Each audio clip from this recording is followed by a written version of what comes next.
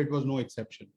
One of the few resilient sectors within real estate that was able to sustain the disruptions caused by the pandemic was the commercial real estate sector. In today's summit, we will be discussing how CRE industry has remained resilient to the pandemic's impact on its operations and culture, the ways in which they continue to adjust and recover, and what's in store for the industry on their part to future success. Additionally, with great pleasure, I would also like to announce the launch of our new platform, Workplace Insights Hub, dedicated to bringing together industry leaders and professionals to present their opinions, essential insights, and thoughts on certain topics pertaining to CRE through our webinars, podcasts, interviews, and blogs. Through this platform, our main aim is to collect fresh ideas and perspectives from renowned experts to offer insights into top trends across markets.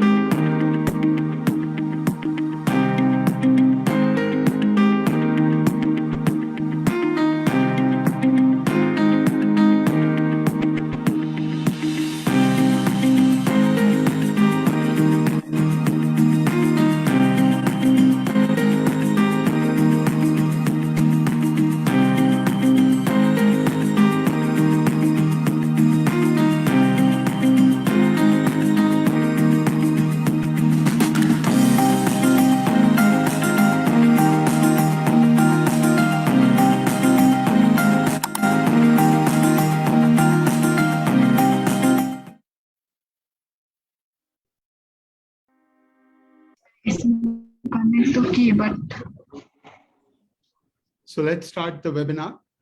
Today, I'm honored to moderate a distinguished panel of industry experts that I have had the pleasure of hosting before on previous webinars.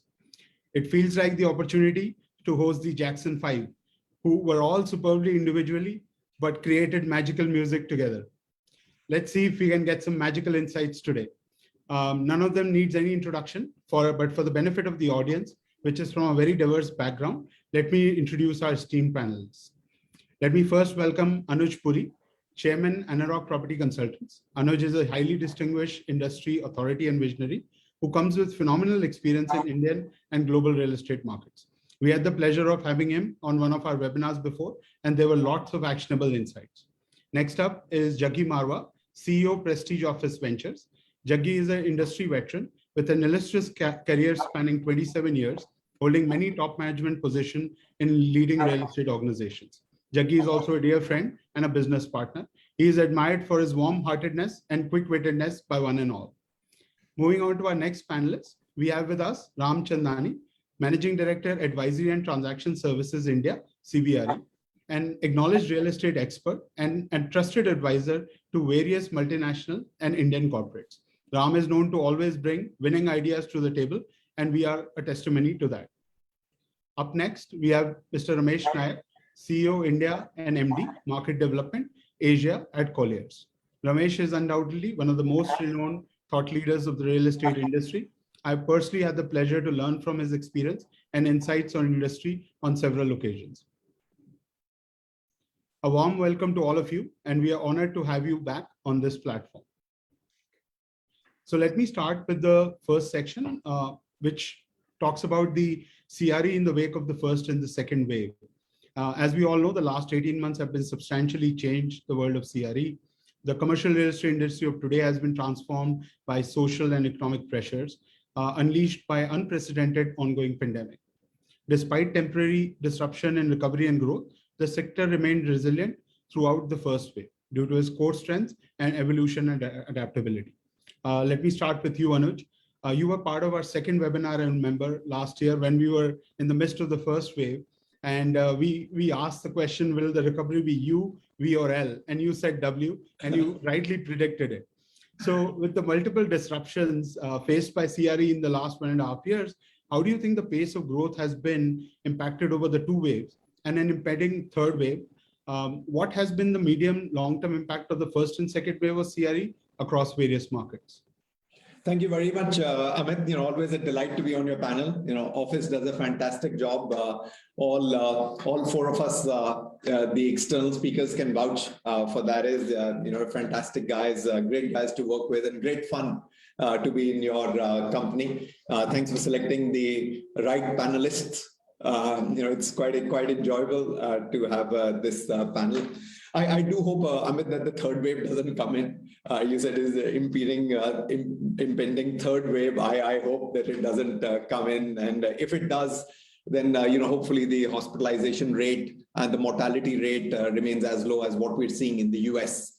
But clearly, the first and second wave did impact. I mean, whatever we may say is, it did impact, and I'll say quite a few things. One is it impacted on the demand, and your demand was nearly half of what it was in 2019. Second is, very interestingly, Amit, in 2009, when the global financial crisis after it had hit, we saw that there was a huge amount of default on the rents. This time, I mean, you can speak with everyone, speaking with Jaggi the other day. I mean, the rentals have been like 98%, 99% recovery. I mean, these are offices that are shut. I mean, the number of employees that are coming in these office parks, Amit, are between sort of 8% to 20%, 8% more in southern India and 20% more in North India. Yet the rent collection is 98 or 99%. I mean, that 1 or 2% is largely because the food court operators aren't giving in the rent, and rightfully so, they are not operating. The third is, the supply has shrunk in both these waves. I mean, after the first wave, the supply had shrunk, but after the second wave, a number of the developers who were going to do office development, clearly are going to find it difficult to be able to do the office development. So there has been significant impacts that have been seen. Is this something that is here to stay? I think a lot of people have said that, and last time also we discussed perhaps a hybrid is going to remain in here. I dare say is that work from getting back full teams into the office is going to be possible, and equally saying is that work from home is going to be fully there. Perhaps not. We have small houses, we have larger families. The internet connectivity issues continue to remain in these remote locations. So clearly, I do feel is that there will be a hybrid that is going to come in. But interestingly, and more what Ramesh and Ram can add on to it, is the demand is coming up, back from the ITS, but the demand is also coming back a lot from the captive. Which is interesting, is this is the global captive centers, who are putting together, maybe because it's low operating, cost in India. Maybe it's that the sort of per capita, cost of operating, including the office rentals, etc., is that much more lower, and hence, with a good quality talent and lower cost, people are still wanting to continue to expand space. But as we go through your session, we'll hear more. There will be change in the spaces. I just think, Amit, the way that we went into this tunnel before the pandemic is not the way that we're going to come out on the other side. My opinion is that it's going to be a very different world that will emerge, after we are through with this pandemic. I think, Ram, in one of the webinars you had mentioned that the layouts are going to change, the densification is going to change, and there's going to be perhaps more decentralization, more hub and spoke. Amit, which will benefit flex offices hugely if we were to go down to the hub and spoke, because a lot of these spoke models, many of the corporates are going to want in these flex offices. I mean, look at some of the corporates who are discussing with you, Amit, wanting to go into tier 2, tier 3 towns now, and not wanting to open their own offices. They're wanting to open, through you, the flex offices. They were never on card before the pandemic, and today, they are saying is perhaps we need to be more closer to the employees in those hometowns that we have that these employees have gone back to. So I do feel is that there is a lot of change that has happened from the first and the second wave. I do hope the third wave doesn't come in, but clearly, in a summary, the way the world was in the office market before the pandemic, unlikely when this all is behind us, we are going to be in that world again. Great, Anuj. Hoping that the third wave doesn't come, and clearly, as you said, the tunnel has changed the life. Out the other end is going to be looking very different. Jaggi, so last time when we were on the office webinar, it was September 2020. Things had started to look up for CRE and companies who are in a preparation of making transformations from tech and design perspective to welcome back employees. But obviously, a lot of it changed with the second wave. Looking back, what were the major set of challenges faced by the developers due to the occupiers becoming increasingly cautious of long-term contracts and adoption of hub and spoke? And what, according to you, were the crucial learnings that helped the sector stay afloat? Thank you, Amit. I think Anuj very rightly said something that, the way we entered this pandemic, it's going to be very different from, and it's a huge sense of learning for many people, from the client side, the occupier side, the investor side. I think Sanjay has just joined. Yeah. So I think it's going to be a very interesting journey and how things are going to transform. I think the fundamental thing is going to be how people can learn from each of their experiences. I think the occupiers will learn something very different from the investors. The developers will learn something very different. And more importantly, I think the culmination of all this will make real estate a much more robust kind of a environment to work with, which is basically on one side, like Anuj rightly said, supply has crunched, which means serious players who are going to pour concrete are very few. In fact, I was talking to somebody in Bangalore alone, where the market is so huge, you can count your fingers as to how many developers actually pouring concrete.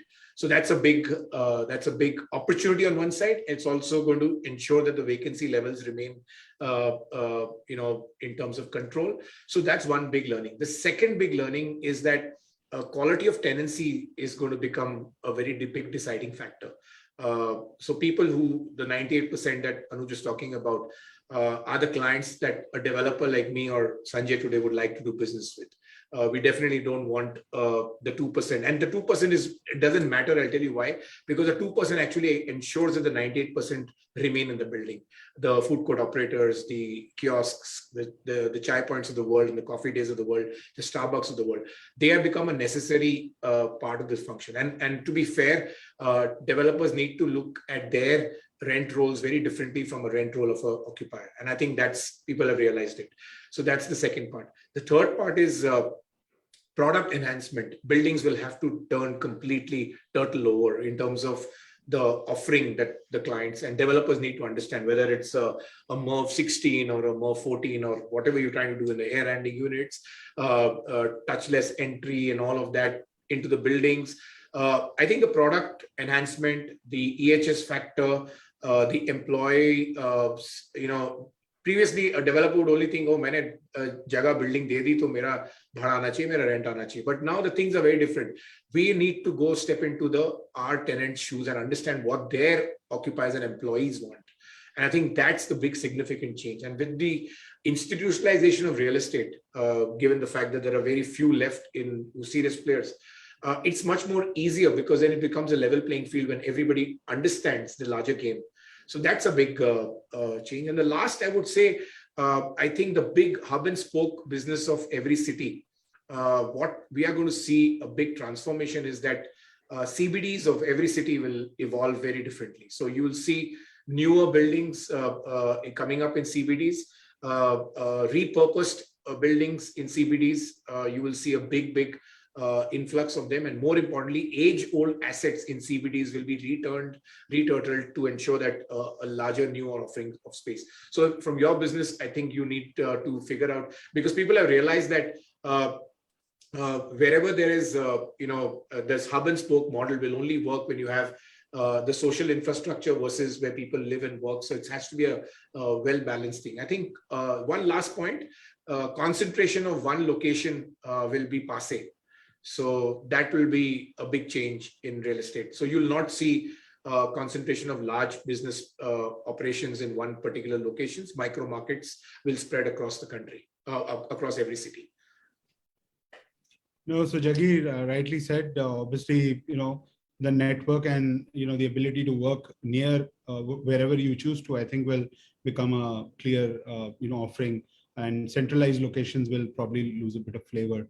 Ram, you were also part of our webinar in 2020 where we discussed navigating the path to recovery. In the past year, you had the opportunity to closely analyze many of the emerging trends, flex working, remote working, work from home. CBI has done a lot of reports around it as well. So how was the office space demand by mid to large occupiers vis-a-vis supply in the market by developers and co-working operators affected due to the slow space of activity and the temporary disruptions that have been caused by the pandemic? Thanks, Amit, and thanks for a fantastic panel. Good afternoon, everyone.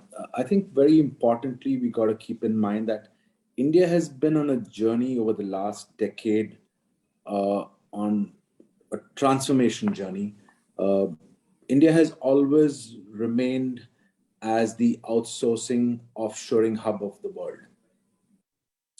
So that's a big, big plus. We always spoke about China on the industrial side, and India was on the tech side. Obviously, with that journey continuing to grow, and we've seen the historic high of the office market in 2019.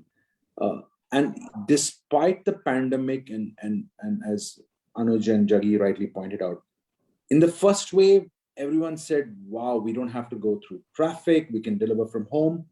And every corporate was making sure that their employees were able to deliver, whether it's getting them internet connections, UPSs, workstations, desks, all of that.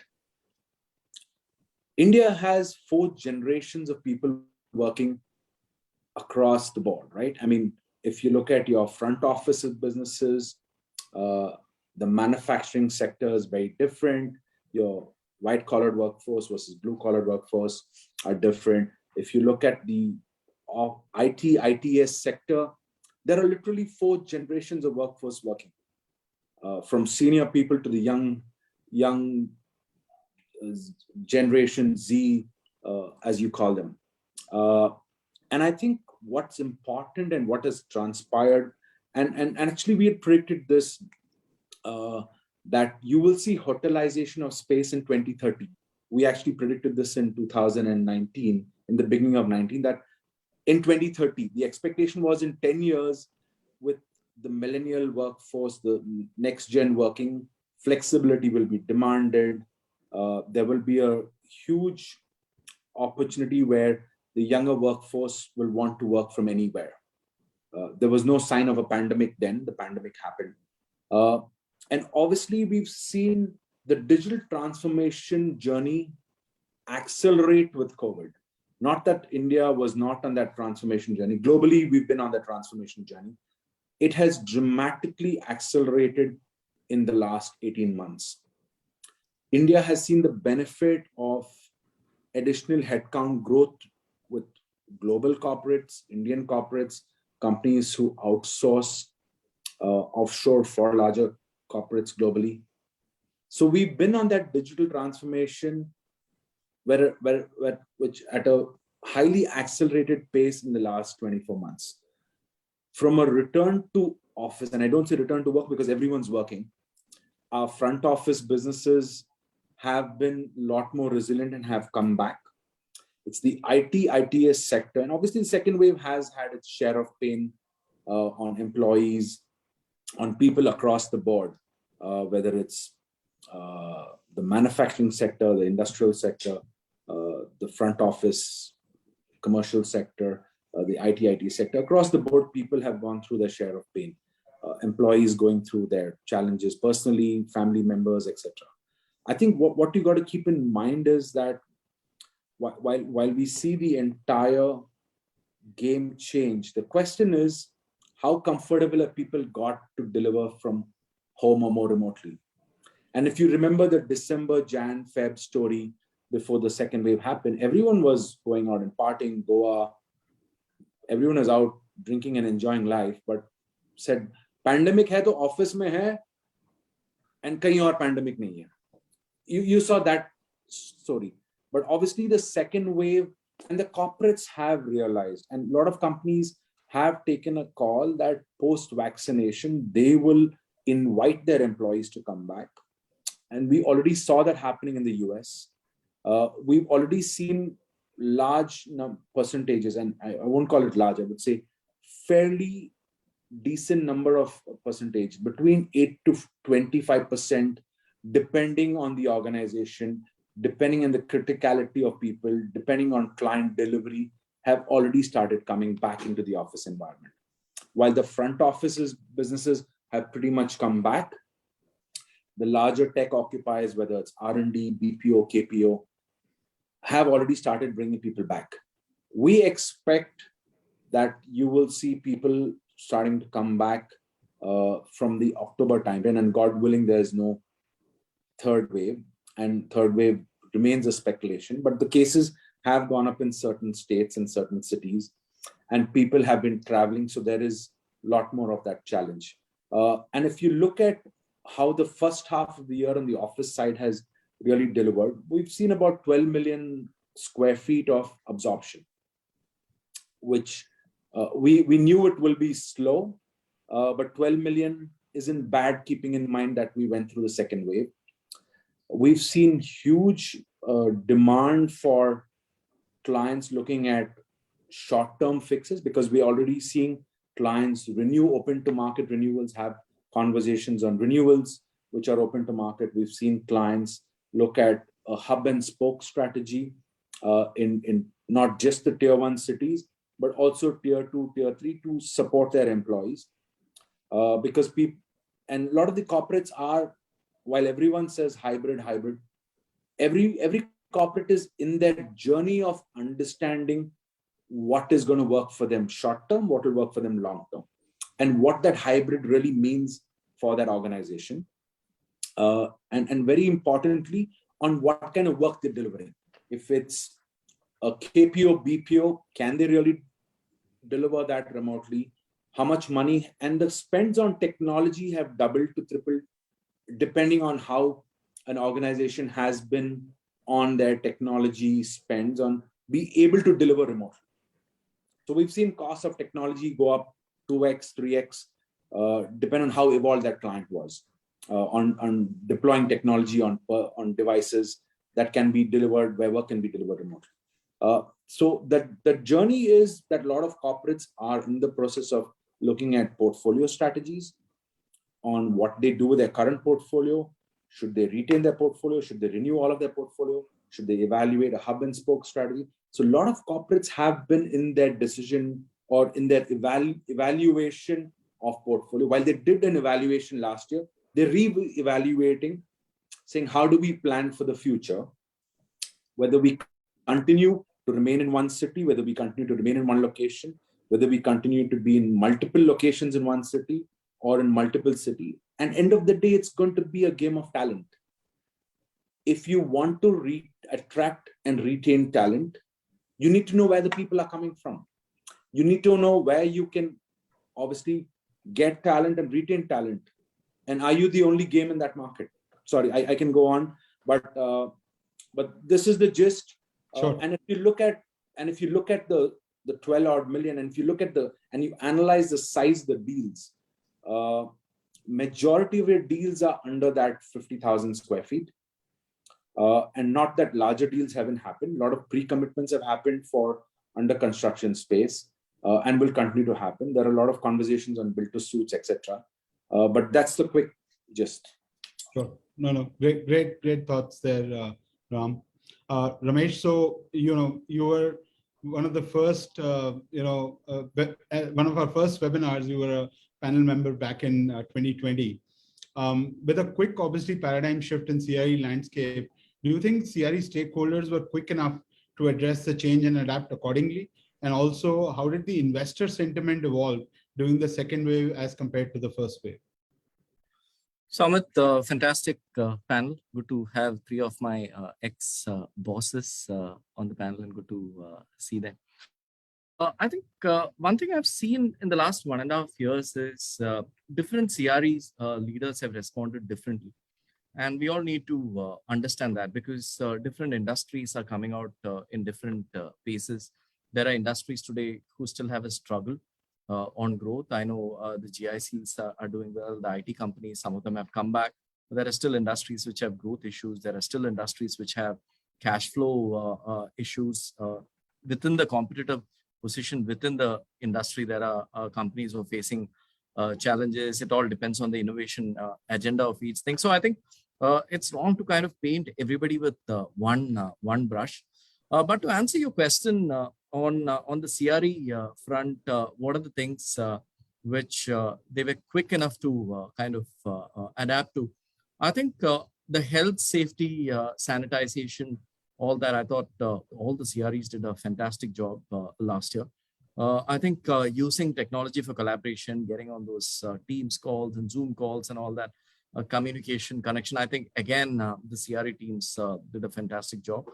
The CRE teams also did a very good job in terms of controlling costs overall, and also from limiting your rental increases. That also, I thought the CRE leaders did a good job. But a lot of things, I think, is still in work in progress. The main reason being re-entry. Like Anuj said, even today, you ask some of the large developers, in terms of they're getting the 98% rentals, but most of them are in single-digit occupancies. So re-entry is still a big challenge. So even for the CRE leader, many of these ideas which he wants to do can only be implemented when people come back. And I think on some of those things, I think the workstations are going to change. It's not going to be just a table, chair, and a screen. So those kind of changes, the innovations happening there. Last year, there was so much of talk of creating those small meeting rooms, making those boardrooms smaller, creating those, Ram spoke about that hoteling kind of solutions. We haven't seen much. We've been talking about that. I haven't seen actually CRE leaders kind of, maybe it started happening, maybe I haven't seen it, but I haven't kind of come across many of that. And we've been talking a lot about air quality and those kind of issues. Again, I haven't seen real things. Okay, everybody does one or two of those small things. I haven't seen any cutting edge stuff happening. I think on the sensor front, we have done well. De-densification, we started talking last year, but very few people are actually doing it. I would say less than 10-15% of the companies are actually de-densifying, again, connected to re-entry. I think the companies can do a lot more of getting into better quality buildings. Maybe it's the cash situation, maybe it's the uncertainty. I haven't seen too many people wanting to go give up older buildings and get into better buildings. I think the CRE leadership could definitely do that. There's been a lot of talk about accelerating your sustainability programs. Again, I think it's more of, it's been a lot more talk because most of those things which we were doing previously, we are doing still the same things. I've again not seen too much of companies breaking up their offices into multiple parts. I know we've been using the word hybrid quite a bit, but seeing less of actual implementation on the ground, whether breaking front office, back office, middle offices, or whether it's breaking offices into co-working and more flex offices. There's a lot more which can be done. I think the change is still a little slow there. Coming back to your second question, Amit, on the investor side, how was the investors behaved in the second wave? Last year, this was a crazy, not now, but you remember April, May was a crazy time. We were all caught totally off guard. There was no visibility around cases decreasing on vaccination. We didn't know if there will be a vaccine for this virus. Risk appetite of investors had come down significantly. I know the two big Blackstone Brookfield deals happened, but otherwise, most of the investors, they were highly risk averse last year, and everybody was in wait and watch mode last year. And I still remember in April, May, June, there were a lot of term sheets which were signed in the first quarter of last year, where definitive documents never happened. People just backed out on those deals. But this time around, sentiment is very different in spite of the second wave. I think the surprise element is definitely less for investors, and the unknowns are a lot lesser. And I think in spite of the slow progress the country has made on the vaccination front, at least everybody knows that one day we'll get vaccinated. Will it happen in 6 months or 12 months? We don't know, but people are saying that the vaccination will happen, because of which some amount of confidence is coming back. Businesses are getting back to reasonable amount of normalcy. Major markets, residential front, I think this is Anuj is best qualified to comment on this, but residential, we have never seen a market which was so good ever. Maybe the last time we saw this kind of residential in some markets was back in 2006-7. The kind of sales, not price increase, but sales which we are witnessing.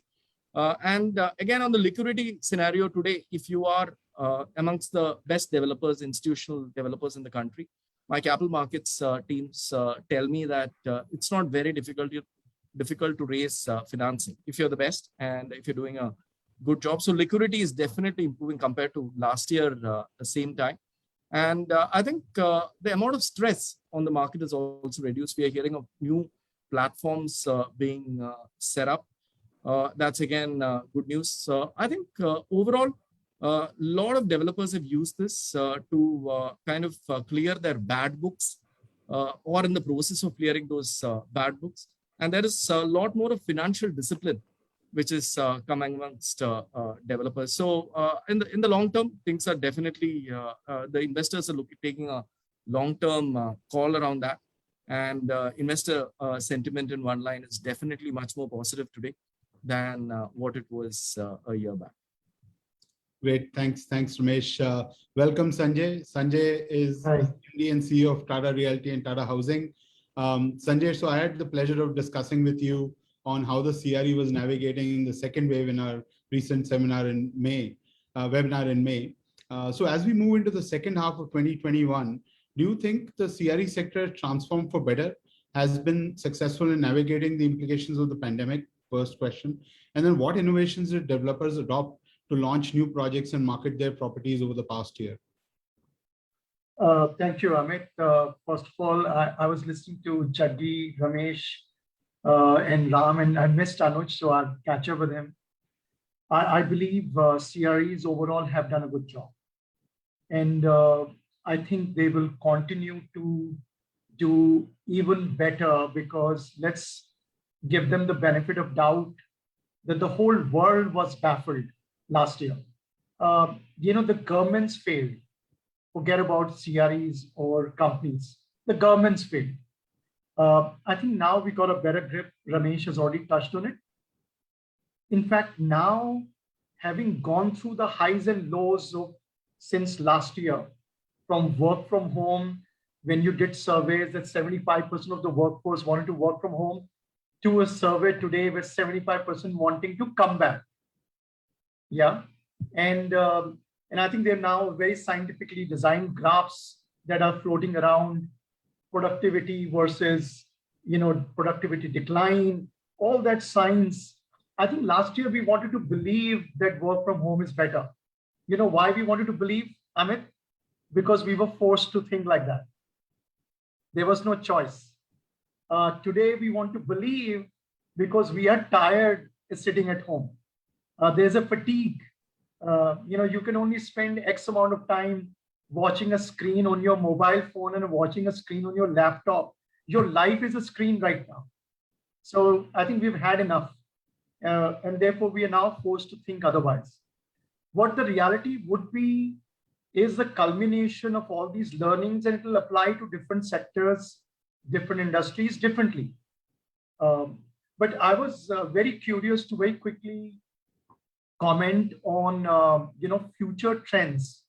I'm using the excuse under CRE, Amit, just bear with me.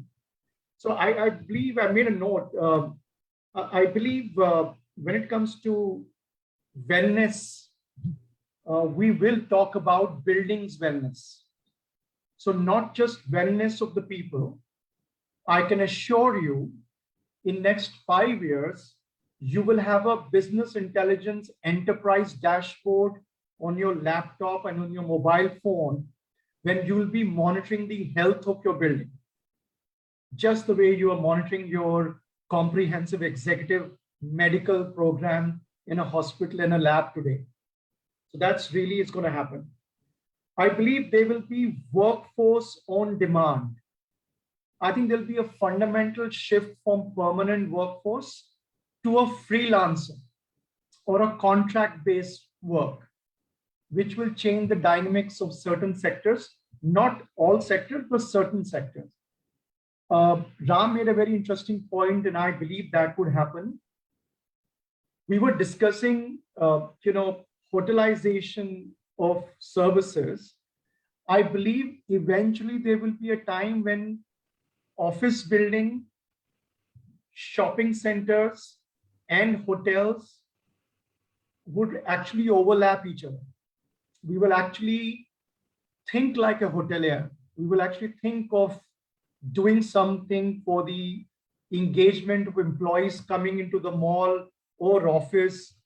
There will be no differentiation, in my opinion. So development companies will become services companies. In short, I mean, you put hospitality in the services sector, Amit, but I don't think you do real estate development sector as a service sector. But I think we will become a service sector. That's my strong belief there.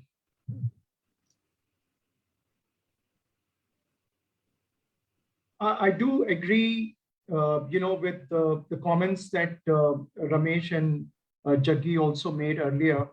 But I believe there will be, if you look at the business cycles, we are dependent on the office segment. Why is so much of capital coming into offices? Because of certainty of return. Taking a clue on your investor's question to Ramesh earlier, it is increasingly becoming shorter. So the contracts which BPO companies used to enter for 10 years, 7 years, 5 years, now down to 3. And I think it's impacting the leases period. So they want to pass on the CapEx expenditure to the developer, and they want to rentalize it, and they want to have manage account through co-work route, and want flexibility and dynamity in their business model. I think that will grow, and it exposes real estate developers and landlords in terms of certainty of return. And therefore, since it exposes developers, that's why the service orientation would play an important role in retention strategies of the landowners, in my opinion. So I think co-work in every office will be an amenity. I know we have discussed co-work as a concept, but I think every office will have co-work, and it will be an amenity. So I think very strongly some of these trends, they will come at various stages. Nothing happens overnight, as you know, Amit, but over a period of 5 years, you will see this transition happen. All great points, Sanjay. And, clearly, I think some of the trends are resonated across at least what we have also seen over the last 1 year of, getting insights from occupiers, developers, our IPC partners. So moving on to our second section, I would request the panelists to keep the answers a bit short because we will run out of time. We have another panel right after this. So as we have seen, despite the challenges, right, brought about by the first and second wave, things are looking bright. I think everybody on the panel clearly agrees that from last year, this year, things are looking up. So Ramesh, my question is to you. From a holistic perspective, what are the positive trends and sentiments will lead to the growth of the commercial real estate sector in the second half of 21 and beyond? And specifically, how can occupiers and operators work better together to create tailor-made solutions for the new normal? I'll be a little quick there, Amata. I think everything depends on the vaccination drive. So re-entry needs to happen. Right now, many companies are not clear about the re-entry plans. We just keep making dates and then something or the other goes wrong. This has to be formalized. And employees are also looking forward to some amount of certainty. And again, companies can't give that certainty. Employees also are not able to get that certainty and need to be told what lies actually ahead of them.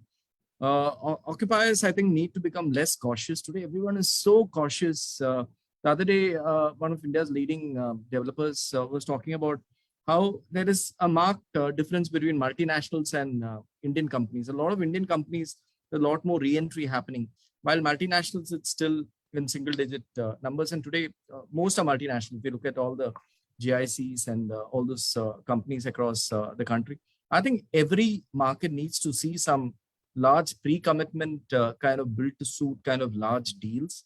That can only happen today, given with global in-house centers. I think that'll create a good positive momentum for the full industry. Like Jaggi said, not too much of construction. Actually, new concrete is being poured.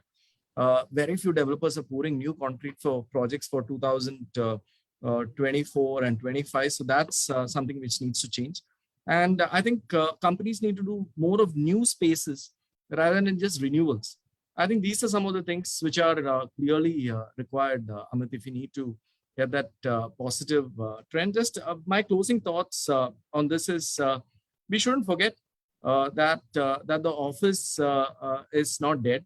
Office is definitely not dead, but the office will change. And the future of office will be, there is a future for the office. We keep talking about future of office, but it's definitely going to be different. So Ramesh, I don't think future of office is dead at all, because I think we won't be having these webinars otherwise, right? So clearly, I think it's in my view, it's fairly bright, and look forward to the positive outcomes going forward. So Jaggi, Sanjay mentioned obviously a service orientation to real estate, right? So according to you, how can developers come up and with structurally efficient solutions that are future forward? Yeah, I think I think this whole hotelizing concept, and I like the word Sanjay used in terms of we should be termed as real estate service provider rather than real estate developers, because a thin line drawn between the brokerage world, service providers and developers are all getting mishmashed. In fact, we are right now in the midst of a transaction where we don't know whether we are the operator or the landlord or developer. So sometimes you need, because the end user wants a very different kind of a model. Developer is stuck here, and then they come and take a service provider in between, and then it's a mishy-mashy thing, because keep in mind that real estate is a very legalized subject.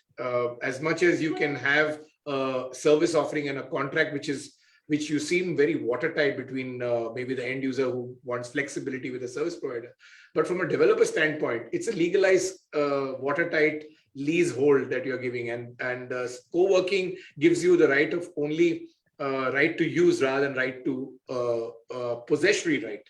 So from that perspective, it's a little complex kind of a situation. But having said that, every developer needs to understand that you can either keep your space empty, or suddenly, 4 years from today, 4 years, back from today, we were talking about a 6 to 8% of our total portfolio size being at co-working. Today, we're talking in the mid-teens and late teens of the total office space utilization as co-working and flexi spaces. Now, flexi spaces also come in various, the garb of a true flexi space, whether it's completely serviced office or a hybrid model that you're talking about. But I think developers have understood one thing, that, there is a play in every field. Like I think Sanjay mentioned that every building will have a co-working space. There will be a food court. There will be a urban amenity space. There will be, accessibility to people, not only coming to office. So I think if you have to stay, you have to be nimble. Developers need to understand. You need to have the ears on the ground, and more importantly, listen to the guys on my right, Ramesh and Ram, if you have to be in business. Great.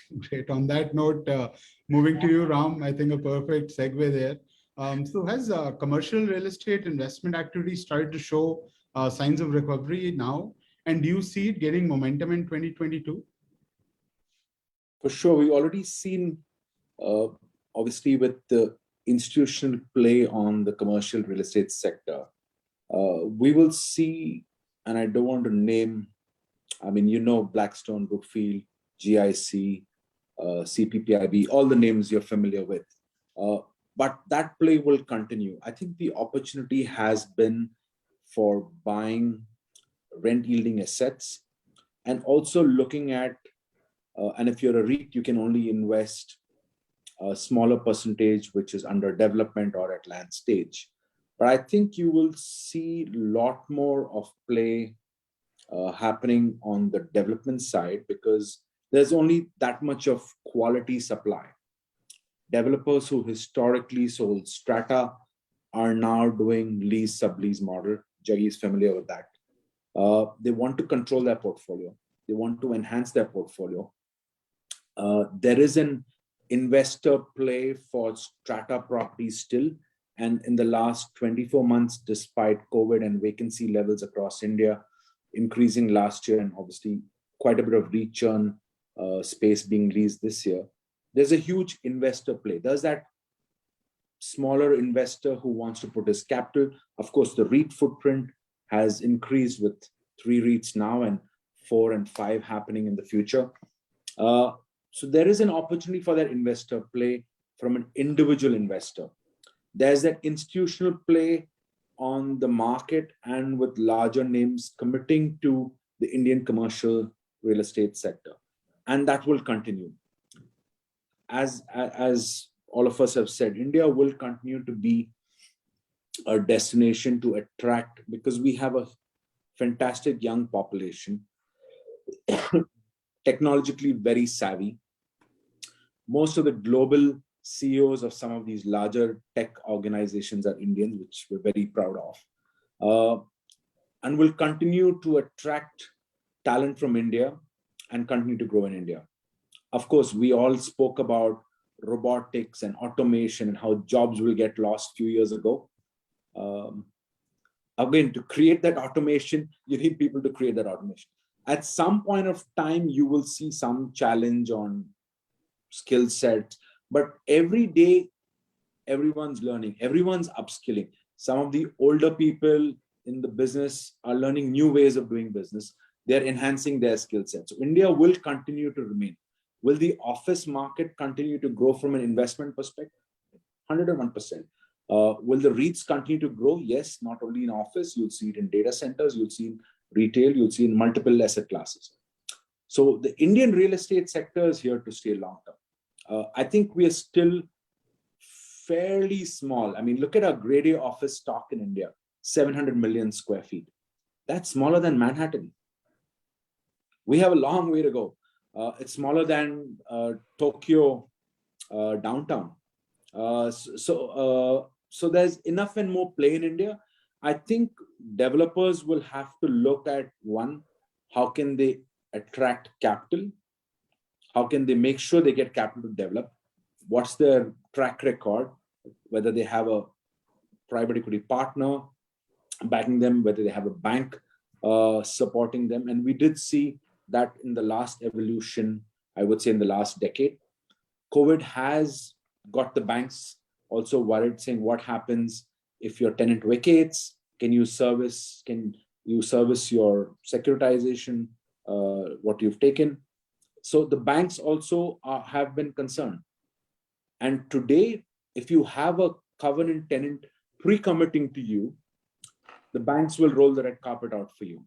So one, you need to be able to deliver and build grade A quality product, what your tenant is expecting you to deliver. The money will flow. And then you need to have capabilities of delivering the right product to make sure it's investment worthy, to say. I can go on, but I'll stop here. No, thanks, Ram. So Sanjay, what are some of the new developments that you have observed in the current scenario that will exert an influence on corporate occupier decisions? And the second part of that question is, how are developers poised to meet the ever-evolving requirements of the occupiers in the present times?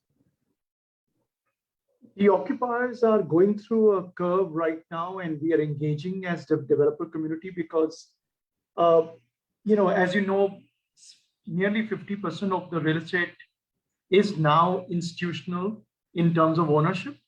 So there's a lot of pressure from the investor partner in terms of rental pressures, future retentions, etc., etc. So a lot of time is being spent to understand what the occupiers' needs are. And I think we've discussed the needs, and all of those will come in. There's a lot of progress on technology, on gestureless or touchless health conscious or air quality. Ramesh touched on it. All of those things will come into play.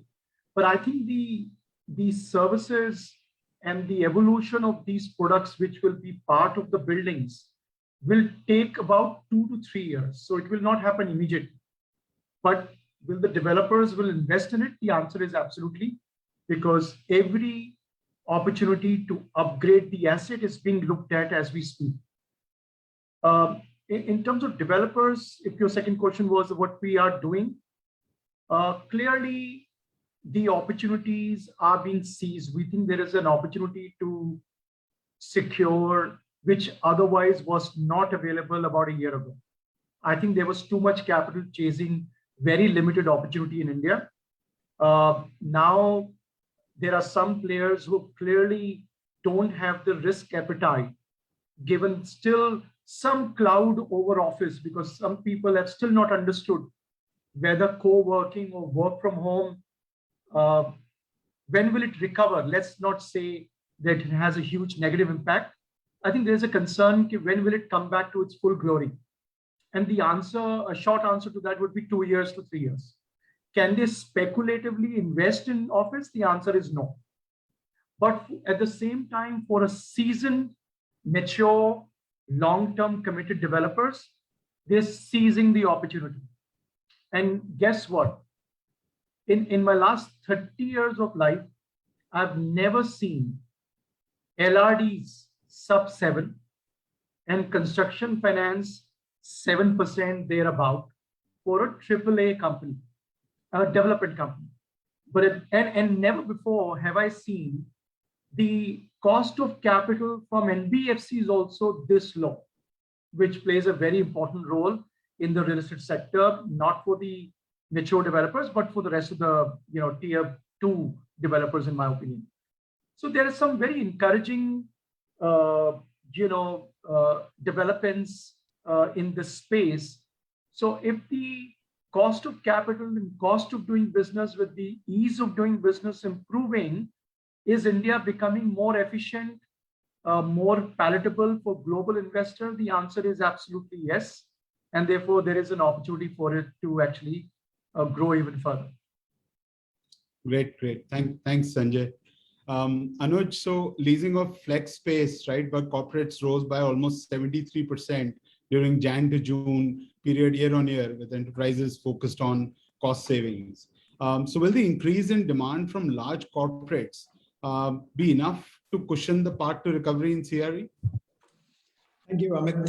And I'm going to close this as well. I know that the next panelists are waiting. A lot of the DNA of at least Ramesh, Sanjay, Jaggi, and mine is very similar. I was just wondering, when is Ram's DNA going to get into the fore of our DNA? So we need to just discuss that with Ram, because interesting viewpoints that came out from Ramesh, Sanjay, Jaggi, and me. And Ram obviously has a different set of data points, which is very well researched and well represented. So Ram, we need to see you on with a similar DNA as ours. But I think 3 or 4 points that Ram mentioned were quite interesting, and I'm going to bring those into my response, Amit. One is after the first wave, I had thought is that the 2 businesses that are going to get really hit was yours and mine, which was the flex office and residential. There's no one who's going to buy resi, and there was all the people who were going to give up flex office. Because it was the easiest to give up. But then sort of 5 or 6 things happened, and some of it Ram touched upon. One is this entire thing that came up, which was the startup. There's a lot of private equity that is coming in, billions of dollars, and suddenly startup is doing very well. They usually prefer to go into flex office. Second one was this sort of plug and play facility that you're being able to provide, so the corporates can genuinely have flexible, workspace if they want to go up or down on their footprint. But what is exciting is that many of the corporates, wanted a hub and spoke, a distributed model. I think, Jaggi, you mentioned or Ram mentioned the distributed model. Where we are seeing is that it's not going to be now aggregated in one place, but aggregated to a smaller footprint, but more distributed. And the distributed, Amit, is largely going to go into the flex office. That you're going to see. I did touch upon the tier 2, tier 3 cities. Perhaps there it'll be more flex offices than their own offices that they're going to take up. The best part is, Amit, when you get into an office kind of an environment, your office, AWFIS, office. It is similar to what Sanjay or Jaggi touched upon, which is that hospitality. Even if you were to look at our offices, when we're getting in our people coming into our offices, they're saying, oh, let's go down, let's go to Chayos, let's go to, a Starbucks and have a meeting there. And that used to be the concept when, many years ago, we would go to Singapore. There you would meet up with people in our offices, but they would not really meet up with you in the office. They would love to go to a more hospitable environment, more sort of warm environment with the smell of coffee, and a bit of informal ecosystem. And that's where a lot of people are getting attracted to your kind of spaces, because it's a sort of hoteling that is happening rather than a typical office. And I do feel is that a lot of the youngsters are moving away towards that. And last, I would say it's neither going to be sort of flex, not going to be like the core office. It's perhaps going to be core and flex. That is what the strategy is going to be. So, April, May, June 2020 to where we are now for flex office, there has been a huge change from everything which was going to be negative. You are suddenly seeing the startup, the corporates, the hub and spoke, the core plus flux strategy coming in. And I do see is that you guys are going to do exceptionally well on the flex office, given the good ecosystem that has been created by the environments of good flex operators. Mr. Abadal Yagnik, I see you there. So Anuj, again, all hopes pinned on it. My future depends on it. So, I'll certainly take that. I know I have two couple of minutes left. I just wanted to do a quick rapid fire. I'll ask a question, and if each of you can just give a 1 or 2 word answer. And unlike at home, here, I don't know is also a valid answer. So, first question is on co-working. Seats absorption is about 15% of the total office leasing by corporates in 2021. Where do you think this number will reach by end of 2022? Starting with Anuj, and then if I can go around the whole panel. 25. Jaggi? About 20. Ram? It's on current absorption numbers or historic high. The percentage will vary, right?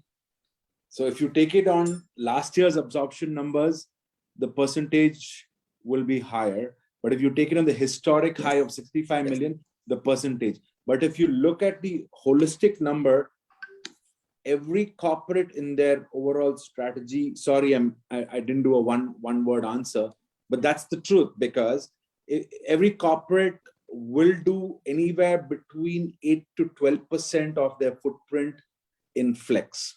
So that's the number you should look at of their portfolio, not of the absorption of the year, because the absorption of the year varies.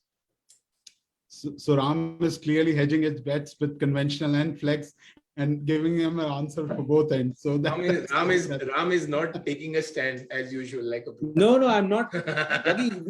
You know what the quantum of we control 50% of the leasing business in India. We deliver that for our clients. So let's talk about what we deliver, right?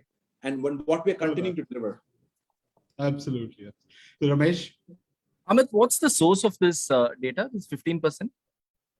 I think one of the IPC reports. So okay, I think it'll increase, Amit. I think it'll increase, because I had seen these kind of numbers in 2018, and then it kind of went down a little bit. But whatever is the numbers this year, it can only increase next year. Sure. Sanjay? Clearly upwards of 30%, in my opinion. Great. The final question, and again, just a 1 word or 2 word answer. So grade A office, as per the recent reports, is predicted to grow to about 670 million by 2021, right? Up from 25 million in 2000, right? Which is a huge increase over the last 20 odd years. Where do you see this number heading by end of 22? I think we should ask Ram first. I think our investment grade office is, the stock is 700 million, Amit. And in the next year, which is, we will see completion of 35 odd million square feet this year. There's another 35 odd million square feet going to be completed by next year. And again, developer, because when you say completion, it includes occupancy, survey, etc. And developers can delay that, permits, etc. can accelerate finishing and occupancy depending on demand, etc. I would say 750 million of investment grade office in India by end of next year. Jaggi? Pretty much that same number. I think around the same zip code, because Ramesh? it is definitely a slowdown. But if COVID wouldn't have happened, it would have been anywhere between 40 to 50 million square feet every year. But now that COVID has happened, and like Jaggi said, not too many people are pouring concrete, I think it'll be around 30 million a year. New supply. Sanjay? 30 million this year, 35 million next year. Anuj?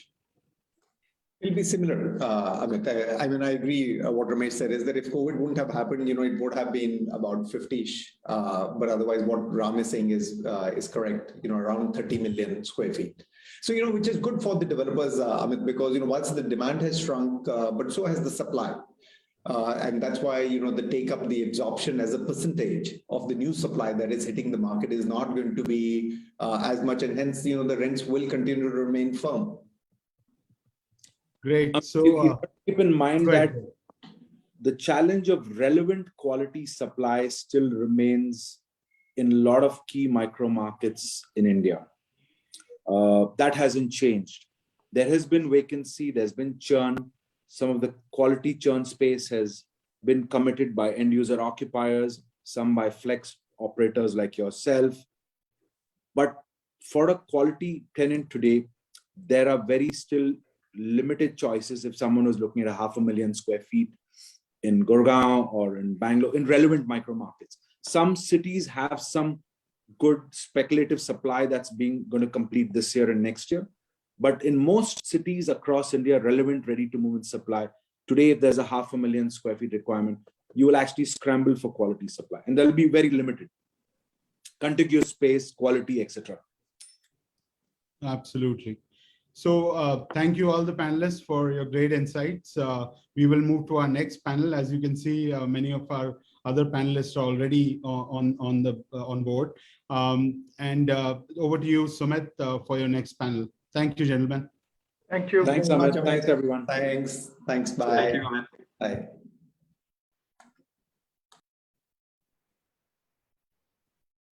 Great. Hello, everyone. We'll start the second panel now. We're just waiting everyone to just orient their audio and visual.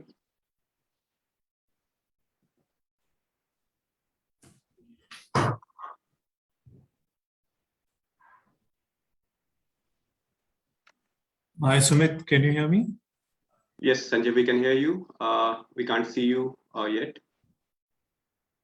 Sorry, Abadal Yagnik, Sanjay. I am not. Hi, Amit. Hi, good evening. Hi, Sumit. Yeah, hi. I'm not in my office. I'm having some trouble, so you might just have to make do with this. Sure. Yeah. Great. We are just starting off. We are already in the live mode. We have the whole, participants, attendees as well. So, hello, everyone. Today, I'm delighted to be moderating a panel of leaders, friends, and business partners from highly prestigious IPCs to discuss on the topic Reimagining Workspaces, perspective from IPC's vantage point. With the mass transition to work from home, remote working last year, organizations are now gradually breaking away from the traditional office environment and looking to build a new type of workspace for the future. The ongoing pandemic has disrupted the definition of a traditional office, and this has led to both employers and employees to reconsider the purpose and need for an office space. As we all know, offices before the pandemic were designed to be functional more than anything. But with the changing times and evolving work cultures, companies look forward to building open and collaborative workspaces that facilitates knowledge and idea sharing among their employees. IPCs, who work very closely with both occupiers and operators, have the unique vantage point of seeing both ends of the spectrum and how they have been collaborating to create winning solutions. Let me begin by introducing our remarkable panelists for this session. I first welcome Arpit Mehrotra, Managing Director, South India Occupier Services Colliers. Arpit has 17 plus years of expertise in planning, undertaking demand assessment studies, and transactional services. Arpit has successfully managed leasing and sales assignments for leading corporations such as Nokia, Philips, Amazon, Ernst & Young, to name a few. Welcome, Arpit. We are very excited to hear your thoughts on the topic. Now I welcome the next speaker for our session, Abadal Yagnik, Managing Director, Cushman & Wakefield, responsible for enabling effective transaction solutions to corporate occupiers, ranging from new market entry, expansion, consolidation, to rationalization of corporate real estate. Badal started his career in commercial real estate industry in 2007 and has served in various leadership roles, primarily delivering transaction services across India. A warm welcome to you, Badal. We are delighted to have you today with us. Up next, we have with us Janak Malkani, Executive Director, CBRE. With 18 years of experience, Janak is a veteran in the Indian real estate. He has closely worked with corporates such as Google, BNP Paribas, and Apple being some of the names, and has consulted international retailers such as Walmart and De Beers on strategizing their pan-India expansion plans. Welcome, Janak. We are glad to have you on board. Moving on to the next panelist, we have with us Sanjay Bajaj, Managing Director, Pune and Logistics and Industrial Services, JLL. Currently, Sanjay is driving margin growth for all business lines, including office markets, retail, industrial, land, capital markets, alternatives, and the private wealth group for JLL Pune. Sanjay comes with an extensive 20 plus years of experience in real estate and has previously worked in esteemed organizations like Knight Frank and RMZ Corp. Welcome, Sanjay. Looking forward to hearing your insights on the topic. And last but not the least, we have Viral Desai, Executive Director, Transaction, Knight Frank. Viral has extensive expertise in real estate domain, having handled complex transactions in leasing, pre-leased investments, and asset disposition. He also serves as an advisor for developers across the country and counsels them on their leasing portfolios, pre-leased investments, asset acquisition, and disposition. Welcome, Viral. It's great to have you on the panel today. So let us start today with today's discussion to understand the changing idea of office spaces and the eventual rise of flexible workspaces with our distinguished panelists. Our discussion today is across two sections, followed by question and answers. Our section one is around new developments driving workspace transformations. Accelerated by the COVID-19 pandemic, the way we work is forever evolving, and so has the need and definition of what a workspace is. It is now important for a CRE industry to step up, identify the different ever-changing workplace trends, observe and changing sentiments towards workplaces as a whole, and accordingly take advantage of the opportunities. Viral, I'll start with you. We have had the pleasure of having you on a webinar way back in February, where we discussed the strategies needed for the new office as employees gradually return to the workplace. As a part of your role at KF, you must have observed the gradual rise of the hybrid workplace. Do you think CRE players need to step up and offer more shared collaborative workplaces that will meet the needs of more hybrid workforce? Sure. First, let me wish everyone a very happy Friday and a fantastic weekend ahead. I think it's a weekend, so just to lighten the mood. And let me congratulate on behalf of all the panelists to the AWFIS team, for having us here and conducting these series of webinars. Been clearly very informative. To answer your question, a short answer, yes, but by what yardstick, Sumit, is anybody's guess. It's an evolving thing. And every walk of life has been changed by this pandemic, including our office spaces. A few things that I can tell you that have certainly changed and perhaps can lead and into the answer that we are seeking here. Has collaborative workspaces changed? We are now dealing with a liberated work environment, hybrid, flex, work from office, work from home, collaborative spaces are a subset of this liberated work environment. And when you look at the word liberated workspaces, I think by itself says a lot, from the conventional seat desk. What has also changed is conventionally, you first build infra, as in you built office and then you hired. That has got reversed. Now you are hiring and the office space follows. Third aspect is, I think headcount does not directly translate to seat count now, right? But one thing is for sure, office is a flag of strategic importance to the corporate world. It is a flag that stands for stability and retaining and hiring talent. So I may not have been able to give your answer, but certainly, it's a change environment.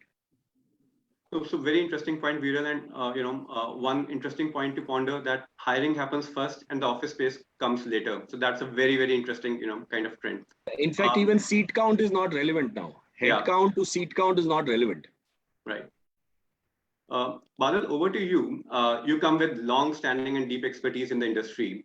Can you give us some insights on how the pandemic has altered workplace fundamentals, and what are the long-term implications of it on the office space industry? Sumit, thanks for inviting me on the panel. And Viral, to your point, I love the word liberated work environment, which is a very good kind of phrase in the current environment. But Sumit, to answer your question, COVID definitely has had a long-term impact on the future of workplace and occupancy planning, that's for sure. So organizations have had the saving grace of remote working, but what remote working has also brought is working of work at home. And this has had an impact on the employee stress levels, as well as diminished the overall well-being of the employees.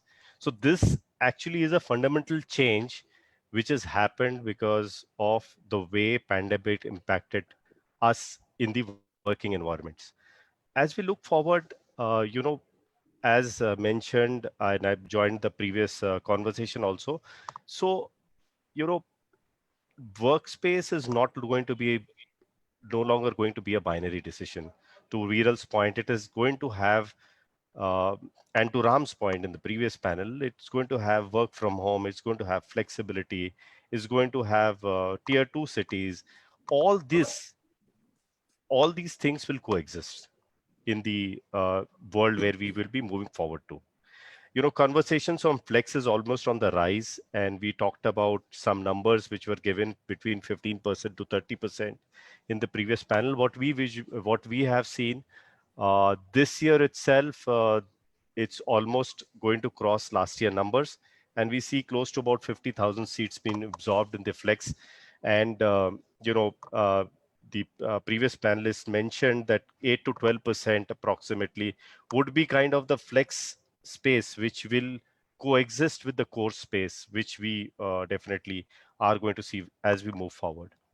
The other important factor which we will see, which will change, is going to be employee safety is going to become of paramount importance, apart from the amenities, other wellness factors, but safety is going to be of paramount importance.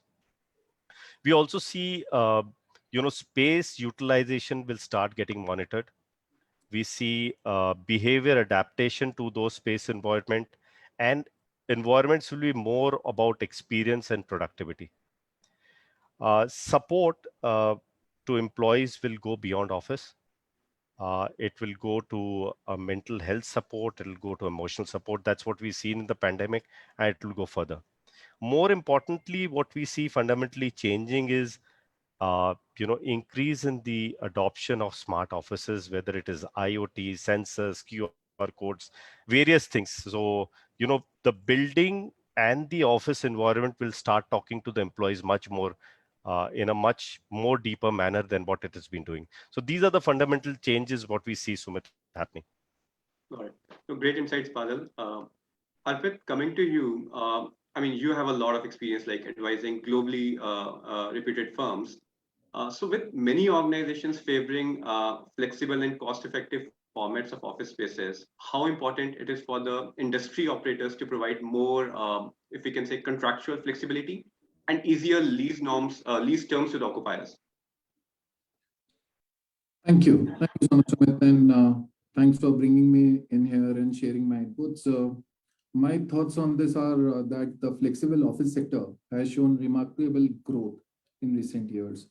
Like while we were hearing in the earlier panel, people were discussing between 15% to 30%, and rightly said that probably in an organization, the footprint, I think 8 to 12% of the footprint will be a flex, which means that going forward, people will be certainly talking about flexibility. I think capex was always one of the discussion where people were looking in for forward from how to reduce capex and how to move towards a short-term contracts. But now with flex coming forward, I think what they're looking forward is how to come in and how to take this ahead. Now, like rightly said by the fellow colleagues here on this panel, I think pandemic has shown work from home, but they are also talking about work near home, which means that there will be people, organizations, and the employees want now things which is near to their hub model. And hub and spoke, while it was always talked about, tier one cities were always talked about, but I think going forward, probably we will see some amount of impact moving towards the tier two and tier three cities. It will, there is already a pressure on traditional lease models towards short-term contracts and diversifying portfolios in the different micro markets, which is already there from a trend perspective. Also, this business model shall help corporates to avoid the upfront initial capital investments required in setting up the facility by amortizing the capital cost over a period. The above reason will also instill our faith in the long-term attractiveness of the model and importance of providing the contractual flexibility. So I see that going forward, and while we speak with more and more occupiers, I think the flexibility is something where people are talking about flexibility with safety. I think that is where it's going to stay for a long time. Great, great points, Apit. Apit, you dwelled on a very interesting point around on tier two cities. Yeah. One aspect on tier two cities, do you see the local businesses of tier two cities also adapting to flex spaces? Because right now what we are seeing is the demand coming from, you know, the overall larger occupiers who have moved to tier two cities more for offshoring business. Correct. Do you see local businesses, the SMEs or mid corporates operating out of tier two cities also moving to flex spaces? Usually these kind of an SME and the startups always move around where the talent is. If the talent started migrating back home, irrespective which location is, right, I'm pretty sure this will move back. But at this point of a time, where I look in from here is, I think it will be the first, the bigger ones, bigger boys will start migrating back. Now, the bigger challenge on the tier two cities, and that is where the tier two cities have never grown up, is the aspiration of an employee. When it comes to quality of life, can I have the same quality of a life which I have it in tier one cities in terms of all the entertainment and the international schoolings? I think if those kind of a problems can be answered, I'm pretty sure that people would like to go back near to their tier two cities and tier three cities. I think talent is going to be the first thing there. And if talent is going to be around, I'm pretty sure that this will move in. But with the big boys moving down, not maybe around 100,000 to a million square feet, but even 50 seats, 200 seats, this will open it up. Yeah, got it. Sanjay, you have been keeping a close track of developments in the CRE sector in the current scenario. Now, according to you, what are some of the key trends driving workplace transformation, and what is getting accelerated by the onset of the pandemic? Yeah, thanks, Sumit, for the question. And once again, sorry about the background noise, if at all it still persists. But that's the nature of our industry, right? No, your audio is clear, Sanjay. Okay, great. Thank you. So a few of the trends, a lot of it was covered by Abadal, Viral, and Arpit. So I don't know if I can cover too many more, but I'll just try and add a few. The first one is portfolio optimization. Clients are rationalizing their portfolios. So that one is coming out quite clearly. The second one is obviously, for people to come back to work, one of the things is vaccination. Most companies are trying to vaccinate about 100. The endeavor is to vaccinate 100% employees. If that's not done, you're not going to see people back at the workplace. So that is the first thing. around 45% of employees are currently at their hometown, operating out of their hometowns. That's a statistic which is currently floating around. And the big challenge is to get them back to the office. Now, do you get them back in a democratic manner, or you just push it through? So what's the agenda like? How do you get people back to office? What's the messaging like? Hybrid is the new normal. Everybody has accepted that. Everybody knows that. Impact on real estate seems to be about 20 to 30%. We all have recognized that fact. Work from anywhere is well taken. Opportunity for flex operators would be 10,000 to 100,000 square feet formats in these tier 2 and tier 3 cities. So that is beginning to evolve now. It is being recognized. Hub and spoke model, many satellite offices are beginning to open up. The jury was out earlier, but now slowly but steadily we are beginning to see that the satellite offices, the conversations are getting stronger. Clients are discussing seat as a service, and they're looking at country-specific solutions, not location-specific solutions. So that conversation is fading away, that I want a location-specific solution. I want a country-specific solution. Badal spoke about the safety, health, hygiene, very pertinent. They're discussing, the conversation is around air quality, contactless experience, environmental sustainability, the race to net zero, reduction in carbon emission. So that's an integral part of choosing real estate, grade A quality real estate. That's very well taken. Badal spoke about Internet of Things, smart apps, all of that. That's part of the course today. So it's a given that you will select a grade A building for the human experience. So this is the post-pandemic. 2-3 things I'll leave behind. One is vaccination. That is even inevitable. You've got to vaccinate people. You may want to do it in a democratic manner and pull people back. Different companies are doing it differently, but that's the larger agenda. Great. Very interesting insight, Sanjay. And it's a very amusing thing, which we all will see whether the return to office, is it going to be democratic or not? As you say, let's see it around. Janak, over to you. Like Janak, you have great experience in industry across, multiple esteemed organizations. Now, corporates drive for agility. With, it will create competition in the market. How do you think CRE players can thrive in the market successfully with this evolving need for customized space solutions? I think, one thing is very evident, flex is here to stay. Right? I think everyone's made that very amply clear.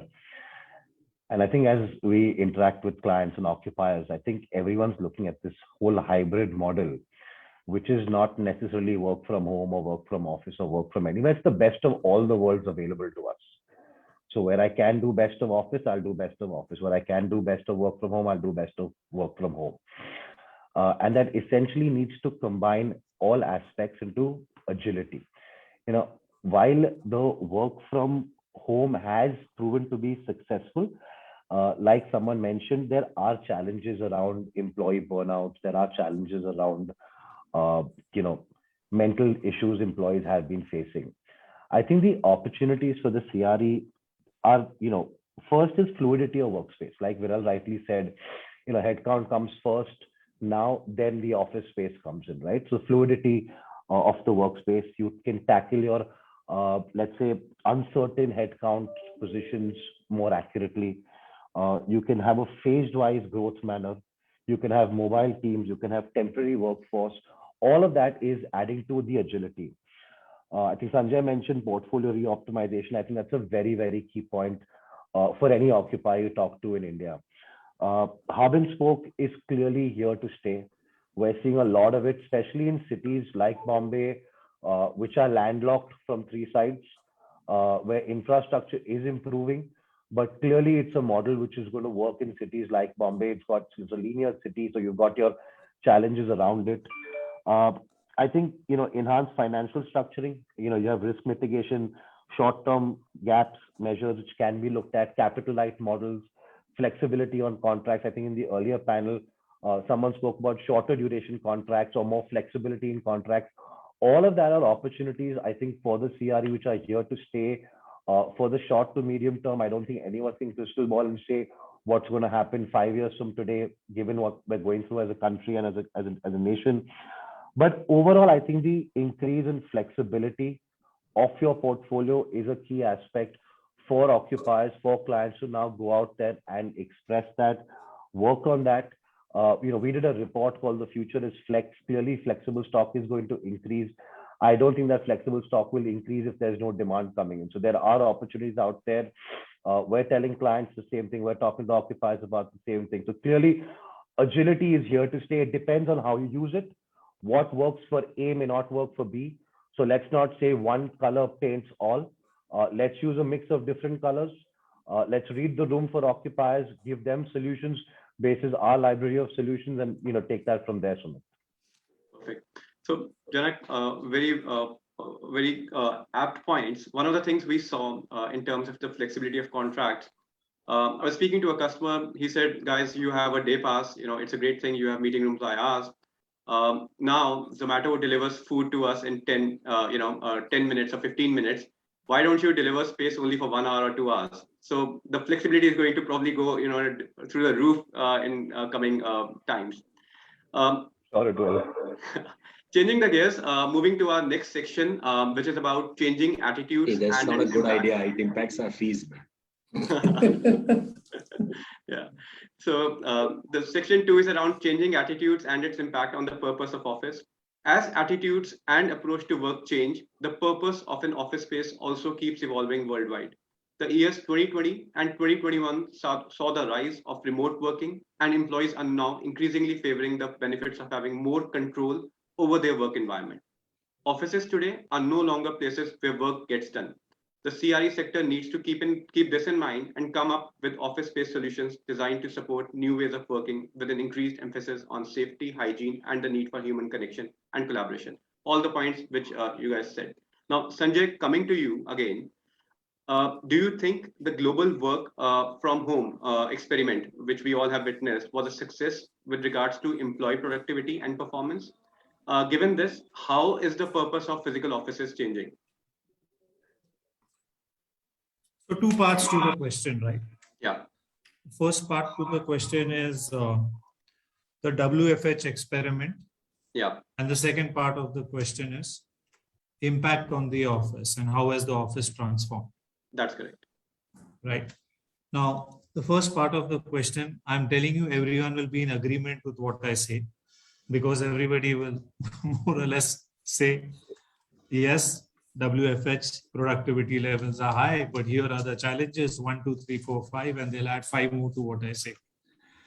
But so we all know that. I'm not going to dwell on that any longer because it's been spoken about in multiple forums globally, here and everywhere else. I think the more pertinent part of the question is how has the office transformed? Because that's really what I'd like to touch upon. As far as the first part of the question is, it's very clear that productivity levels, yes, have enhanced.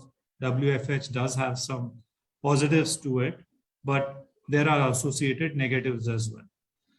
Now, the second part of the question is, how has the office transformed and what is the future of office going forward? The second, office is more of a place to collaborate, engage, ideate, and it's an experience. And everybody accepts that people will want to come back to the workplace. It is more to do with culture building. I think it is more to do with, if you look at it from a talent standpoint also, people said at one point, I remember people would say that we can have virtual calls and do talent integration. That's not happening. That experiment has not been too successful. No matter what kind of technology has been used, but that has not been extremely successful. So talent development, integration of talent, all of that, you need the physical office space. That's the second part of it. Employee connect, people love to connect in person, the camaraderie, the bonding, the socializing, the bickering and bitching, if I may say it, all the fun and frolic. It all happens in the office. It's all happening straight up in the office only. Physical office is required to build, retain, sustain a culture, build a culture to socialize, to build, to network, ideate. So that is really the workplace has to adapt. I think a lot of thinking, even the workplace transformation, the way offices will be built out, will be a little futuristic in design as well. We're talking of the need for the office, but the design element is also going to change. That is something also that one would have to consider, and that is a different conversation altogether. And you guys know it better than us as to what is the evolution of design for the offices of the future. So these are some of, and then of course we touched upon health, hygiene, wellness. Many of my colleagues on this panel have spoken about it, all of that, and then there'd be site selection based on that. Learning and development, upskilling, I spoke about it, would only be better done in the office vis-a-vis having done it virtually. So yeah, and final 2 points here. One, it's more like the hoteling of real estate, as opposed to you'd probably use the app and technology when you're booking your seats when you're coming into office to optimize your seat and the experience, as opposed to so you can get more productivity out of it, and that's where it is from my side. Great. So Sanjay, what you mentioned reminds me of a very interesting tweet which I read recently. It said, could the original iPhone have been built in work from home environment? So probably that's what you mentioned around. Now moving to you, Arpit, as you know, the definition of what an office is being shaped by the changing needs of employers and employees alike. How has this affected the need for physical office spaces or traditional work environments? So thank you for asking this. My thoughts are equally aligned what Sanjay has been talking about it. But recently I was speaking to an occupier, and very interesting answer I received it. He told me if a business can sustain for 18 months, it means it can sustain.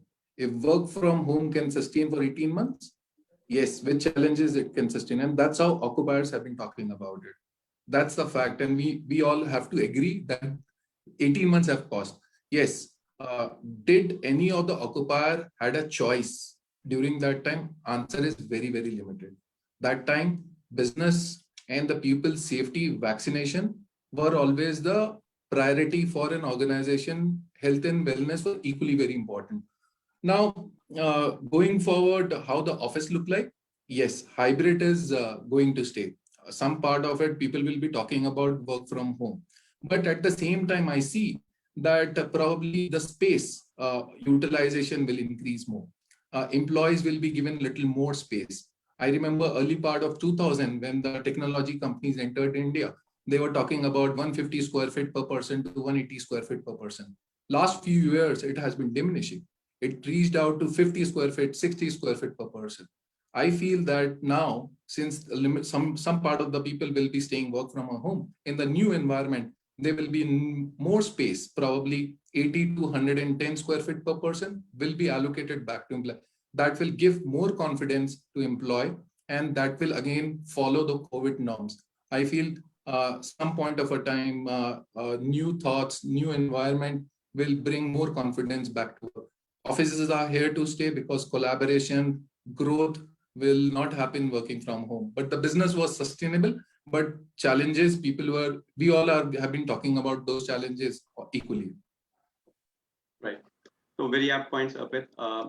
Janak, in the current scenario of decentralized offices and distributed workforce, how can corporates maintain the company culture so that it facilitates both the organization and employees' long-term growth?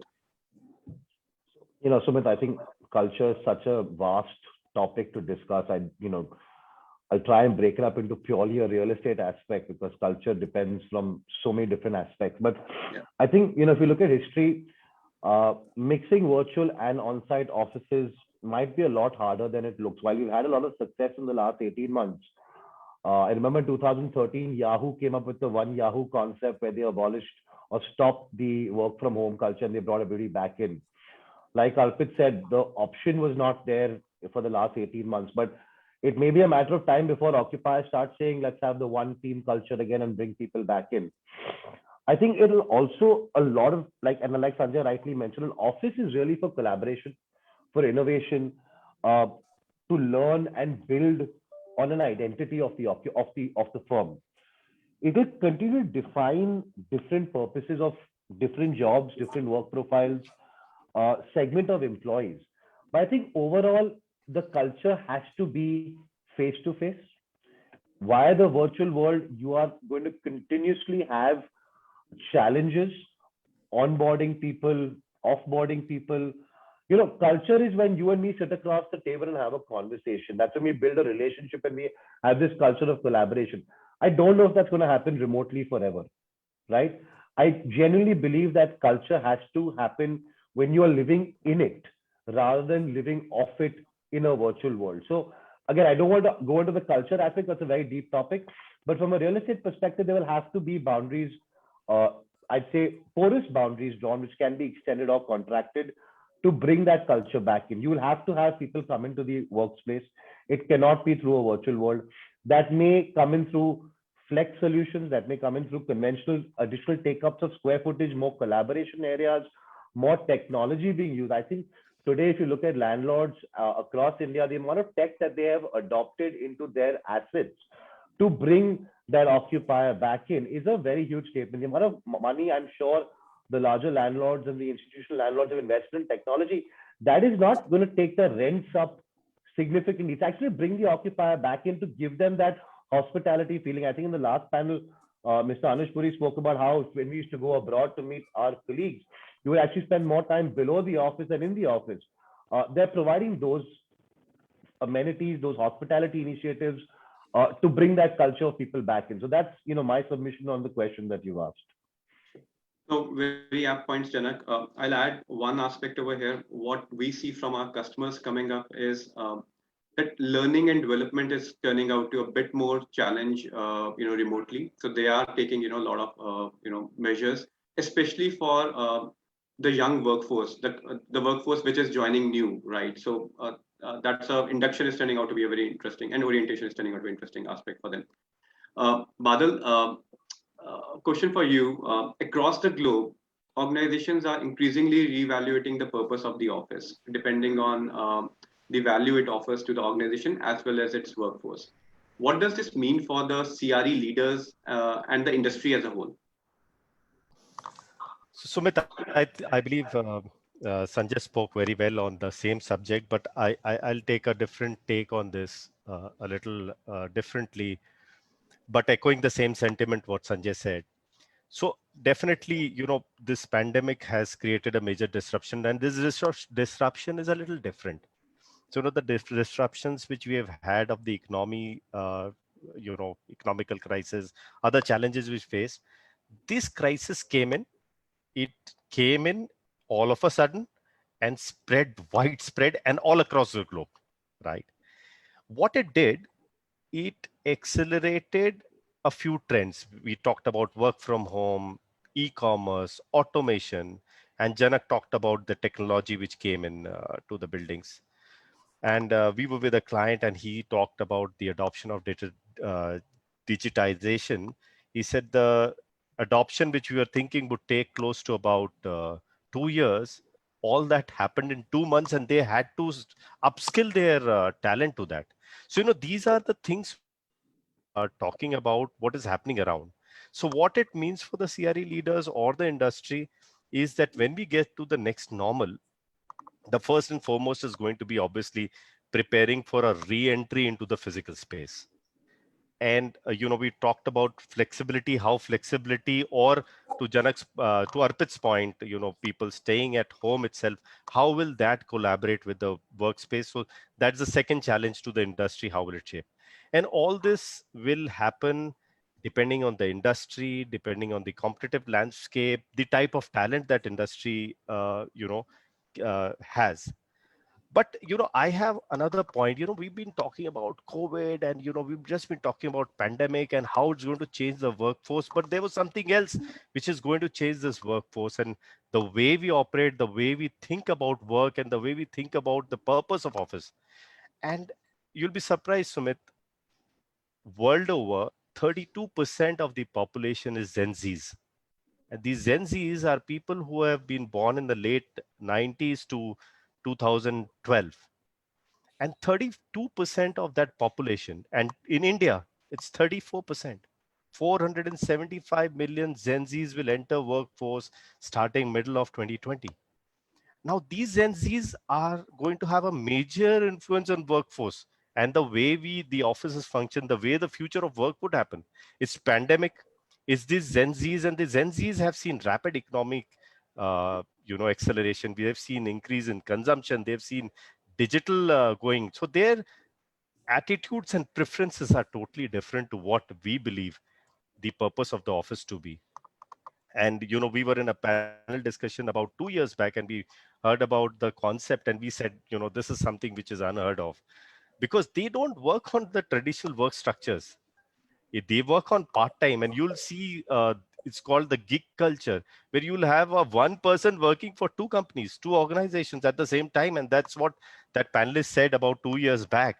And we said it didn't resonate with us. So this is the kind of world we have. Our Gen Zs here who talk about, I'm working on this startup, and I'm guiding this startup, and this is the ideas. So completely different. So one side we have the pandemic side of the story, where the work and the purpose of office, to what Sanjay beautifully described, is going to have its impact. But at the same time, you have a different workforce which is completely getting into the office.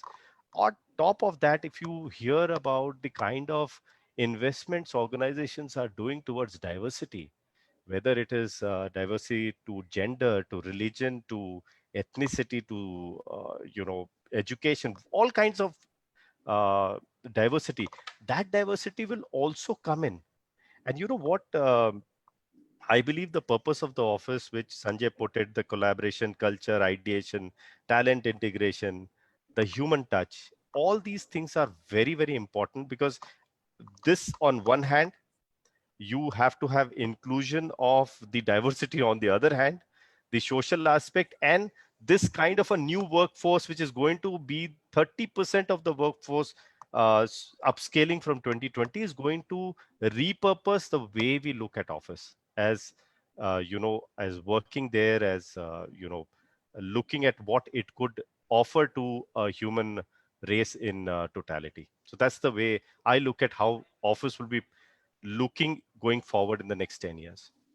Badal, very, very interesting points, and thanks for bringing out the Gen Z aspect. I think it makes a lot of sense. I always was under the impression that millennials would define probably the way workforce, the workplaces are going to be done. But Gen Zs, they are digital natives, and now they have seen work from home environments, and with the rise of gig economy, it's a completely new paradigm, which we are going to see. Perfect. So, Viral, coming to you, going forward, do you see a long-term demand for smart offices that supports an organization's environmental sustainability and safety initiatives? Sumit, I'll try to give a short answer. We have 6 speakers and relate it back to real estate. I think in the new world order, there's going to be a huge, emphasis on, and it's been spoken widely on this panel, on inclusion and diversity, environment, safety, and general health and safety. Environment and sustainability, and health and safety. And how this sort of relates back to real estate is, conventionally, from a company standpoint, cost of real estate was rent or OPEX into the volume of space that they occupied, as a simple mathematical equation. Right. The volume of space was driven by hiring. You hired, in fact, before you hired, you had to take more space, right? And that's how commercial real estate, we've had what it is today over the last 25 years. I think because of the fundamental change in the nature of that hiring now precedes office space, the driver of growth, whether you call it smart office or general purpose office, is going to be quality, which relates back to. So the cost of real estate now is a function of quality. And quality increases, rent increases, which relates back to, and most important factors over there are going to be, inclusion and diversity in every form and aspect that Badal spoke about. ESG as a big, huge factor for the whole world. And of course, health and safety. And then there are these hygiene factors, all the amenities, etc. So if that answers your question. Sure. Viral, I would also want to understand, your thoughts on where do you see the conventional office space demand and flex space demand evolving over the next 12 months? Any thoughts on that, or any closing thoughts around? You want a number? No, trend or a number, both would work. So I think, if I look at the period from April through today, we're almost 18 months, that is 6 quarters. Right. What is evident is you have had the highest amount of hiring ever in the last 18 months on a net basis, weighted average being 15 to 30% across sectors, a net new employee addition. From economy indicators, domestic, 2 big indicators are record sales of residential real estate, record sales of car, and the associated ancillary industries with it. Lowest interest rates in the economy. And if you look at commercial real estate, constrained supply, 18 months of pent-up demand, and maybe a few months more, so may say 24 months of pent-up demand. We are in the midst of a cycle where you have institutional ownership which is taken up. So good quality buildings, very rich ownership, right? How does that relate back to, and then of course there is this whole liberated work environment and all the factors that we spoke about. I guess as a country, we are in the midst of a new high that is going to touch various aspects of life, and the next 2 or 3 decades, including commercial real estate, including flex offices, I think we are going to see an unprecedented growth, and commercial real estate is a subset which will grow alongside it with it. That's my thought. Great. Thank you, Viral. And thank you, gentlemen, for sharing very, very insightful thoughts on the topics. I would now look at addressing a couple of questions which came around from attendees. The first question is very apt for you can guide, because there are a couple of younger consultants also over here. Where do opportunities lie for real estate consultants presently? So anyone can answer that. Badal, Arpit. So if you look at what Viral just mentioned, and I completely agree with him when he said that. So 2019 was like, it was nothing can go wrong, and something happened. But when it subsided sometime in the second half of last year, there was a pent up straight away, and then we had the second wave. But again, we are seeing everything coming back really fast. People are getting busy in this industry. So all the consultants today, most of them are doing what we mentioned was reorganizing the footprint of corporates to all these factors which we talked about. So that is something which is happening big time. I mean, a flex place, we look at it, big time hiring happening in all across. So there is, and when we look at the institutional piece of the entire real estate, there's a hiring happening all across. So if you look at the commercial real estate and the industry where we operate in, everywhere there is an opportunity which we are looking at, and it was just a pause. The second wave was just a pause, but we again see things coming back really fast. So my thoughts on this is, Sumit, there was a discussion on this on the earlier panel where Amit was moderating. And one of the things which was rightly said, that India manages only 700 million stock, which is probably a downtown stock of New York or Japan, which means, and the amount of population what we have in this country, probably we are going 1/4, 1/5 of the population in the country. Now, 33 to 34 million of Gen Zs or millennials coming forward, they definitely want a good quality asset. Now, on the thoughts on that, what they would need, they would certainly need a quality asset with flexibility, because they are not here to make 10, 15 years of the business plans. They are here to make short-term plans and to revalidate those plans after 3 to 5 years. So they would need, at all times, they would need flexibility, and that is what it is. Now, there is always a discussion on wave 1, wave 2.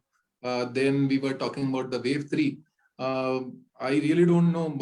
We were talking with some clients, and then there was a discussion that Delta variant is there, and then suddenly someone said Delta variant plus. So I said it does it mean that Delta variant is gone? And mujhe pata hi nahi chala. I didn't even know about it when it gone. So people will keep on improving from the last time. The only solution, like Sanjay and Badal had been talking about it, which I really agree with them, is the vaccination. The more and the more vaccination drives will happen, the more and more confidence on bringing back of an employee to an office. No one is going to push employee till then, because safety and security is the primemost thing from their perspective. Right. Perfect. Great points. There's one very interesting question. Have you witnessed a demand-supply mismatch when it comes to the occupier demand for flexible office spaces? Janak, do you want to take a stab at that? Short answer, no. Okay. But if you slice and dice the question, you look at key micro markets across the city, across cities, across the country. You look at grade A assets. So I think a flex operator in Bombay would be very differently priced, of course, from a flex operator in a CBD of Delhi. But I think the C-suite, what they want in a flex operator in a Bandra Kurla complex versus a Gurgaon, the Bandra Kurla complex market may not be sufficiently staffed for that kind of flex demand, whereas Gurgaon may see a lot more of it. I also think it's the nature of businesses for each city. Bombay may not see the same kind of robust demand a Hyderabad or a Bangalore does. So like I said, short answer, no. But again, let's peel the layers above. If you had to go to the emerging markets of any city today, I'm sure you'll have enough and more supply on the flex side. You look at Thane, Velapur Road or some of the outer peripheral markets of other cities, I'm sure there'll be enough and more supply over there. So, Sumit, I just want to come in here. I think on an overall basis, the answer is no, that, clearly from a occupancy standpoint, but at the relative price point that one is looking at any sub-market in the country, in that at the relative price point, the quality of flex or conventional office space is in short supply. Yeah. So at any price point, if I'm looking at quality relative to my price, there is a short supply. So that gives a lot of opportunity for us. Perfect. Moving on to the next question. Will there be a reduction in office space demand by the occupiers in the coming months? I think this we have already covered, so I'll skip this one. In the era of workplace transformation, what are some elements organizations are going to consider for optimizing and managing performance across distributed team? Sanjay, you want to take a stab at this one? Sumit, sorry, I missed it. You'll have to say it again. Sure. So in the era of workplace transformation, what are some elements organizations are going to consider for optimizing and managing performance across distributed teams? Workplace transformation. Yeah. I think we covered this, right? We went through the same thing. It's already covered. Culture, talent, employee connect. We went through the same. We went through all the points earlier. It'll be kind of repetitive. Perfect. Unless you want to go through the same. Yeah. Right. So welcome. So I'm just going through the other questions. It could be a yes or no. I know the answer. I'm very biased. I'll just put it for everyone. With the pandemic really causing companies to rethink whether they want to permanently work from home? Will offices become a thing of the past? Yes, no. I'll start with Badal. You. This was a question which pondered everybody when the first time it happened, and Right. and it was definitely a question which was there with everybody. Today it's not there. I mean, Right. when you look at it, as we mentioned, as Janak mentioned, there is a culture. Even Sanjay mentioned we need to create that collaborative spirit. So what we definitely believe that office is here to stay. It will have a coexistence, what we talked some time back. Whether it will go down, it will go up, it's a matter of time which will say. But currently what we see, and what Ram mentioned in the previous panel, none of the core markets in India has vacancies. So that is a testament to the fact that people, organizations are coming to physical spaces. They want physical spaces. They may have other, they may want to take, in the erstwhile era, 100,000 square feet. They may take 80,000 square feet, but they are taking space. So office definitely going to stay. It will be repurposed, and we'll see what we talked about, all the points. It will be repurposed. How, the next 5 to 10 years will define that. Perfect. So anyone has a different view on this one? I spoke extensively, Sumit. Yes. It's a no-brainer. I mean, No. if I go through it again, it'll take 5 more minutes. No, But perfect. it's a no-brainer. Yeah. So I'm also, perfectly aligned on that answer. So great, gentlemen. Thank you very much for your time. Thank you for this, very, very insightful conversation. Over to you, Amit, for the closing remarks. So it's been a fantastic last 2 hours with each of you. I personally have learned a lot and hope the participants did as well. Thank you for all the participants to making this a success, and our panel for sharing their views candidly. It's been the highest attendance we have received till date on the panel.